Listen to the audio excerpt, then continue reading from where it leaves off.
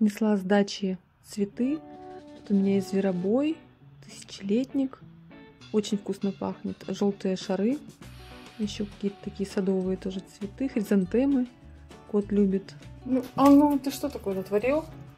Конец августа, поэтому очень часто сейчас дожди. Раньше такие облака оранжевые называли радиоактивные. Мы думали, что это вот ржавчина такая, это именно вот с заводов такое вот что-то, если идет, то нужно закрывать волосы, голову обязательно. В таком дожде вот именно с такой тучей, с таким цветом. А сегодня такой урожай брусники. Еще вот такое же ведро, одно уже перебрали. Кот очень любит наблюдать за птицами, а тут такое сегодня шоу.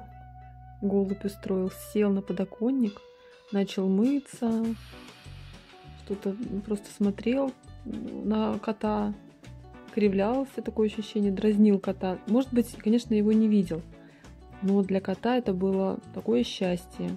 Он был под таким впечатлением. Потом, конечно, голубь улетел, но кот еще его ждал. Вот принесли приглашение на выборы. Сказали, что будет проходить голосование на улице Малышева, 6, в 25-й школе. Я сказала, но я же прописана в другом месте, в Санкт-Петербурге, в другом городе. Они сказали, ну и что, вы в списках у нас есть, так что приходите.